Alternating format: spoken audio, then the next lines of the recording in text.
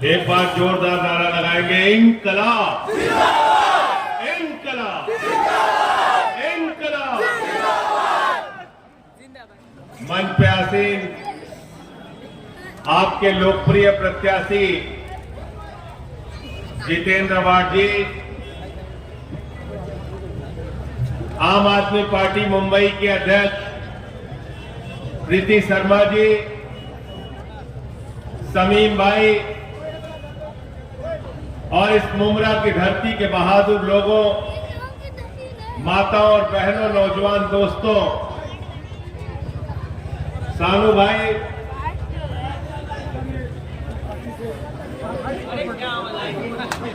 भाई फिराकी जी आज हमारे पार्टी में प्रवेश कर रहे हैं और मैं कहता हूं कि आप हमारे साथ आए। पिछली बार हमारी गलती हुई कि आपके बीवी को हमने इधर से ही हराया था, अब इधर से ही इंशाअल्लाह जिताएंगे।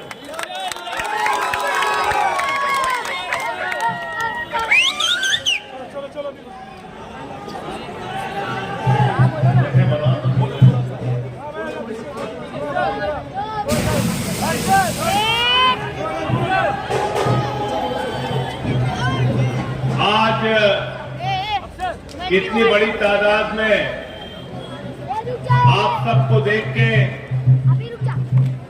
ये यकीन हो गया है, भरोसा हो गया है कि जितेंद्र अवार्ड जी पिछली बार 78,000 वोट से जीते थे, इस बार 1 लाख वोट से जीतने जा रहे हैं। तैयार हो सब लोग? हाथ उठा के बताओ पीछे तक। और मैं दिल्ली से चल के आपके बीच में आया हूं।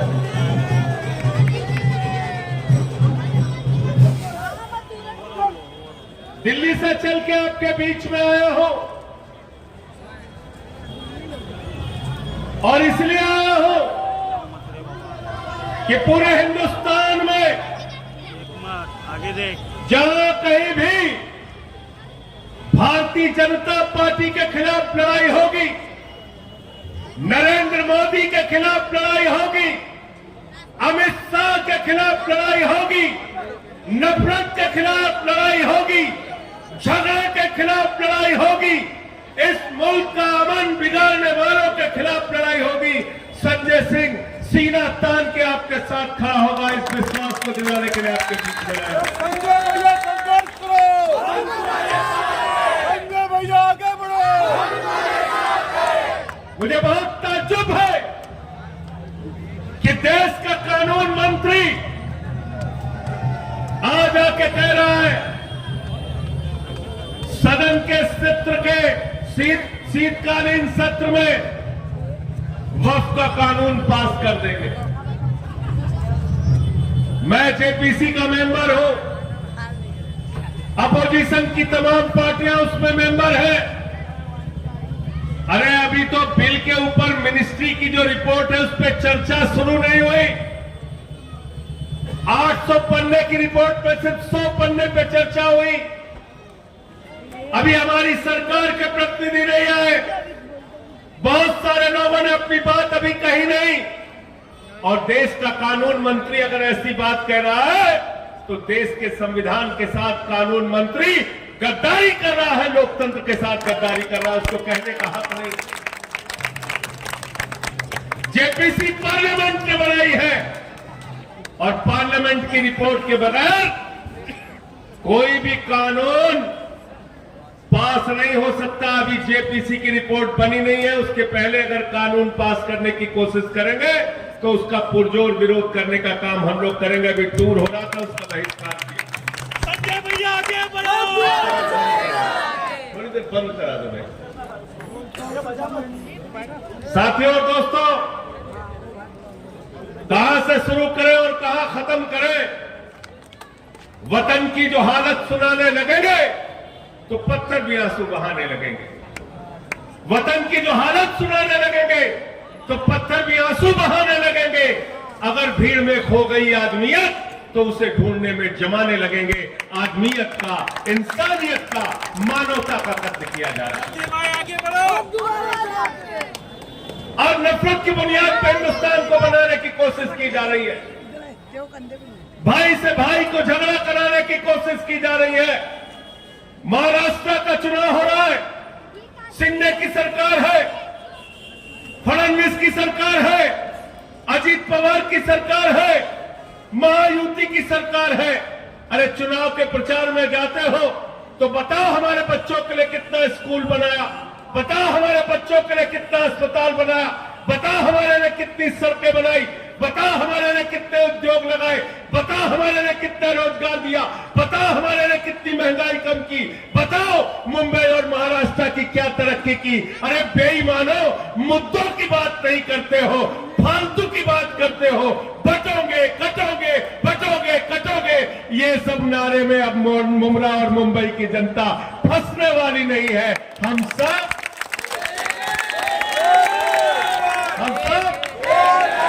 हिंदू मुस्लिम सिख ईसाई,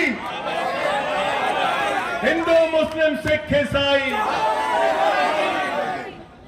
ये हिंदुस्तान 144 करोड़ लोगों का है। भारत का प्रधानमंत्री भाषण देता है यहां महाराष्ट्र में आके, कहता है एक रहोगे तो सेफ रहोगे। मैंने कहा मोदी जी 10 साल से तुम घास छील रहे हो क्या भाई? अगर 10 साल के बाद भी हम सेफ नहीं है तो अपने प्रधानमंत्री के पद से इस्तीफा दे दो, तुमको प्रधानमंत्री रहने का अधिकार नहीं। गलत तो नहीं कह रहा हूं? गलत तो नहीं कह रहा हूं?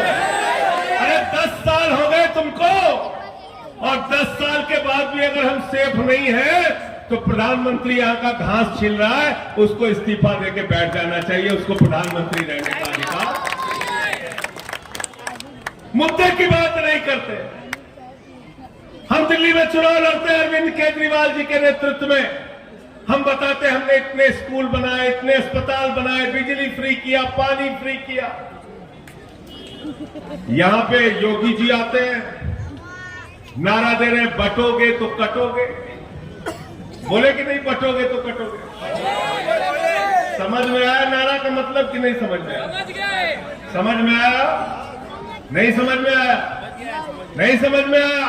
मैं आपसे कहना चाहता हूं, बटोगे तो तुम्हारे बच्चों के सरकारी स्कूल बंद हो जाएंगे, बटोगे तो सरकारी अस्पताल बंद हो जाएंगे, बटोगे तो तुम्हारी सरकारी सड़कें टूट के खाक खाक हो जाएंगी, बटोगे तो देश के अंदर महंगाई बढ़ जाएगी।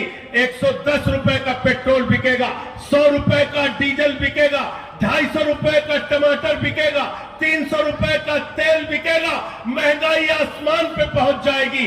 बटोगे तो भारत की सेना 4 साल के ठेके पे रख दी जाएगी, अग्निवीर की योजना लाई जाएगी। बटोगे तो नफरत की बुनियाद पर हिंदुस्तान को बांटा जाएगा। बटोगे तो याद रखना आपके बच्चों का मुस्तकबिल खराब हो जाएगा। महाराष्ट्र के अंदर उद्योग धंधे गुजरात पे चले जाएंगे। बटोगे तो आपका रोजगार खत्म होगा, किसान आत्महत्याएं करने के लिए मजबूर होगा। इसलिए मैं कहना चाहता हूं, न बटिए न कटिए, मिलके भाजपा को रपटिए।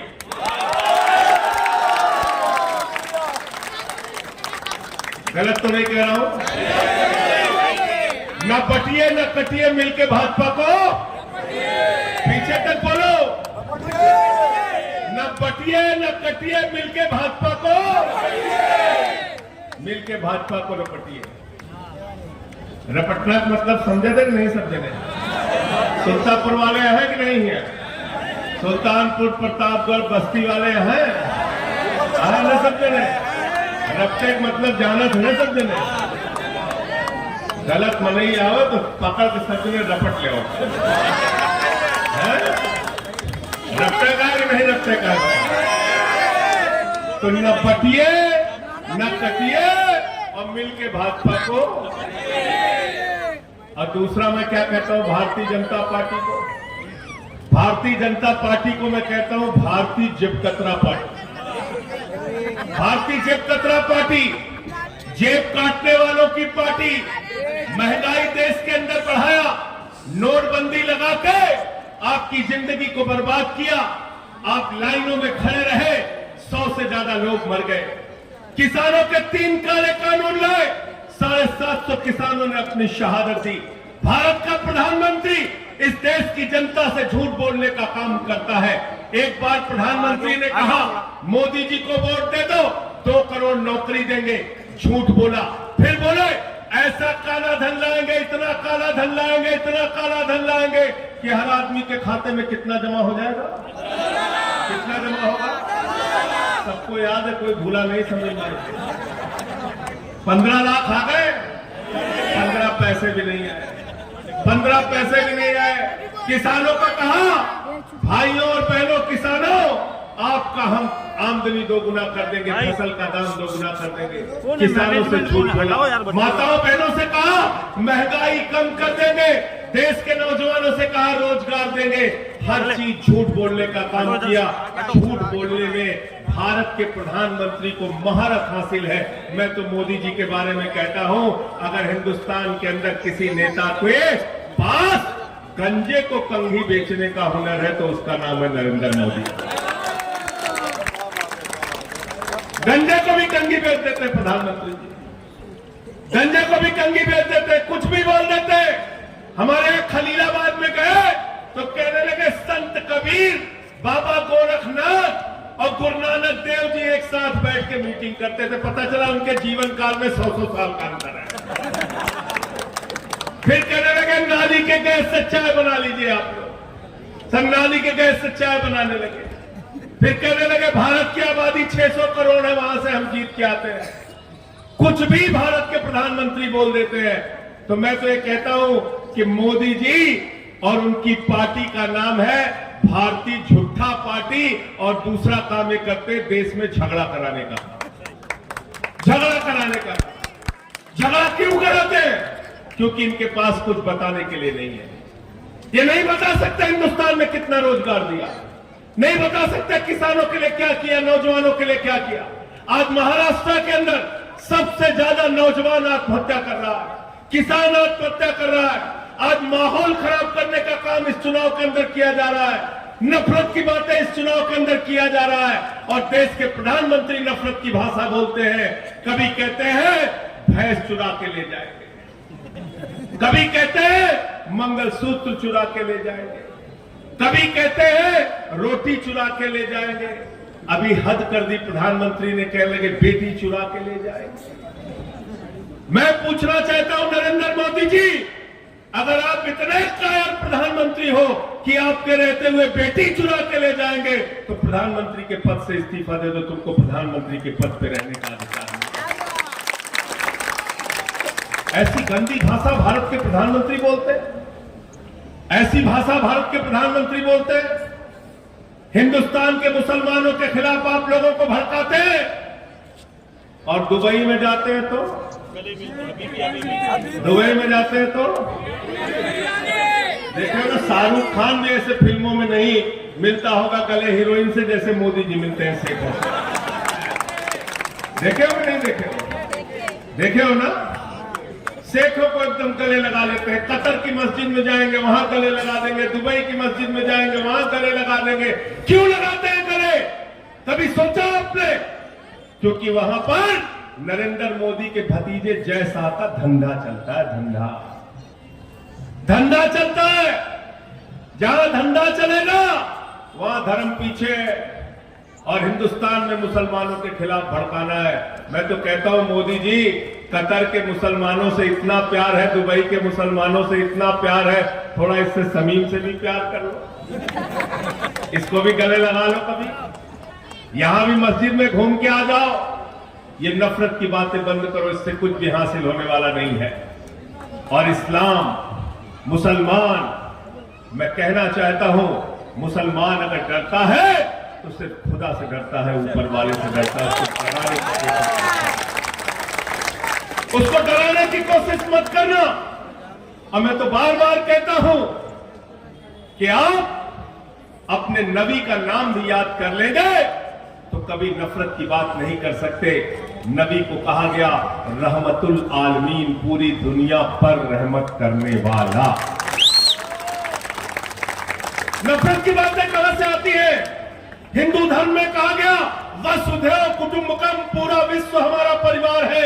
हम पूजा खत्म करते हैं, भगवान से प्रार्थना करते हैं हाथ जोड़ के कि धर्म की जय हो, अधर्म का नाश हो, प्राणियों में सद्भावना हो, विश्व का कल्याण हो। अरे हिंदू धर्म पूरे विश्व की कल्याण की बात करता है। मोदी जी जरा हमको तुम बताओ, फडणवीस जी जरा हमको तुम बताओ, शिंदे जी जरा हमको तुम बताओ, अमित शाह जरा हमको बताओ, योगी जी जरा हमको बताओ, कौन सा हिंदू धर्म तुमने पढ़ा है जो नफरत की बात करते हो? तुम नफरत की बात करते हो, तुम हिंदू धर्म को मानने वाले, हिंदू धर्म को मानने वाले। तो मैं अभी समीम भाई से रास्ते में बात हो रही थी, थोड़ा कंफ्यूजन में है आप लोग हैं? घड़ी बंद हो चुकी है, याद रखिए। बंद किया है कि नहीं किया बताइए आप लोग? बंद कर दिया ना? तुतारी को ध्यान में रखना, तुतारी को ध्यान में रखना। जितेंद्र अवार्ड का चुनाव निशान है तुतारी। तुतारी को याद रखना, याद रखना। ये मराठियों के स्वाभिमान का सवाल है, याद रखना। ये उत्तर भारतीयों के स्वाभिमान का सवाल है, याद रखना। मैं आपसे कहने के लिए आया हूं, हाथ जोड़कर विनती करने के लिए आया हूं। ये वही लोग हैं जिन्होंने गद्दारी करके शिवसेना को तोड़ने का काम किया, बाला साहब उद्धव ठाकरे की पार्टी को तोड़ने का काम किया। ये वही लोग हैं जिन्होंने शरद पवार की पार्टी को तोड़ने के लिए काम किया। तो याद रखना, गद्दारों के लिए माफी, गद्दारों के लिए माफी, किसी भी धर्म में गद्दारों के लिए माफी, गद्दारों के लिए माफी।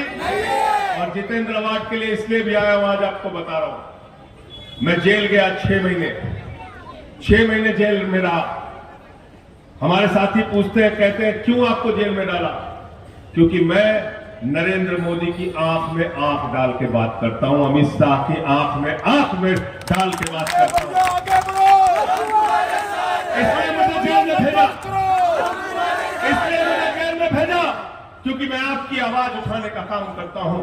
इसलिए मुझे जेल में भेजा क्योंकि देश की सदन में प्रधानमंत्री के सामने दो चार करने की बात करता हूं। और इसलिए मुझे सदन में मुझे उठा के जेल में भेजा क्योंकि मैंने सदन में नारा लगाया था, मोदी अडानी भाई भाई, देश बेच के भाई मला। इससे नाराज हो गए, मुझे देशद्रोही कहते हैं। मेरे ऊपर देशद्रोह का मुकदमा लगाया, 23 FIR मेरे खिलाफ थी, PMLA का मुकदमा लगाया, जेल में भेजा मुझे। और मुझे ये बताते हुए फख्र हो रहा है कि जब मैं जेल में था तो मेरे लिए यहां से जितेंद्र अवार्ड चल के मेरे परिवार से मिलने दिल्ली गए थे, इसलिए उनके लिए आया। ये समीम उनके साथ गए, हमारे मदनी भाई साथ गए थे, एहसान भाई साथ में गए। तो जो सुख दुख के साथी होते हैं, जिम्मेदारी और फर्ज बनता है उनके साथ खड़े हो। मैं आपसे हाथ जोड़कर विनती करने के लिए आया हूं, किसी घड़ी बड़ी के चक्कर में मत पड़िएगा। गलत तो नहीं कह रहा हूं? चक्कर में तो नहीं पड़ रहे हो ना? चक्कर में तो नहीं पड़ रहे हो? चक्कर में तो नहीं पड़ रहे हो ना? अगर घड़ी को वोट देना है, इससे बढ़िया कमल को वोट देके चले आना। गलत तो नहीं कह रहा हूं? अगर घड़ी को वोट देना चाहते हो तो नरेंद्र मोदी को वोट दे देना। अगर घड़ी को वोट देना चाहते हो तो भारतीय जनता पार्टी को वोट दे देना। अगर घड़ी को वोट देना चाहते हो तो योगी आदित्यनाथ को वोट दे देना। अगर घड़ी को वोट देना चाहते हो तो नफरत फैलाने वालों को वोट दे देना। क्योंकि घड़ी का एक एक वोट नरेंद्र मोदी के लिए काम करेगा, योगी के लिए काम करेगा, नफरत फैलाने वालों के लिए काम करेगा। इसलिए उसके चक्कर में पड़ना है क्या? क्या चाहते हो? नफरत वालों को वोट देना चाहते हो क्या? नफरत वालों को वोट देना चाहते हो क्या? अगर घड़ी को वोट दिया तो मोदी के काम आएगा। अगर घड़ी का वोट दिया तो योगी के काम आएगा। अगर घड़ी का वोट दिया तो महाराष्ट्र का अमन चैन बिगाड़ने वालों को काम आएगा। अगर घड़ी का वोट दिया तो समाज को बांटने वालों को काम आएगा। इसलिए हमें जोड़ना है, न बटिए न कटिए मिलके भाजपा को, न बटिए न कटिए मिलके भाजपा को। बहुत बहुत शुक्रिया, बहुत बहुत धन्यवाद। इंकलाब, इंकलाब।